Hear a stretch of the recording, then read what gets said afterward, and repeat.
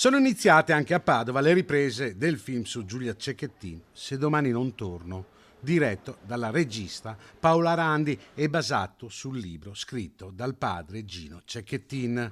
Riprese nel cuore della città, in mattinata, lungo Via del Santo, all'interno di una birreria. Poi nel pomeriggio attori e maestranze si sono spostate in via Altinate, dove sono state girate altre scene. Via del Santo, a 2 passi dalla Basilica di Sant'Antonio, è una delle location dove si sta girando il film su Giulia Cecchettin. Per permettere ai mezzi della produzione di avvicinarsi ai set, ci sono state delle modifiche al traffico e agli stalli di sosta, cambiamenti che non hanno però creato disturbo ai negozianti della zona. Tutto sommato la strada è abbastanza libera, ho visto anche le macchine che comunque riescono a passare senza problemi.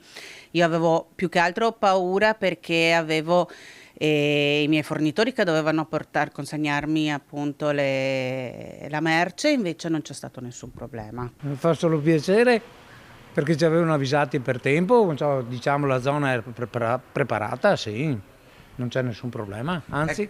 A poco più di 2 anni dall'omicidio di Giulia Cecchettin, anche a Padova è forte il ricordo per la sua giovane vita spezzata. Io sono una mamma e non vorrei mai al mondo che succedesse a nessuno una cosa del genere, perché sono cose che non neanche da trasmettere, proprio perché sono così pesanti che mi fanno venire l'angoscia a me, ecco.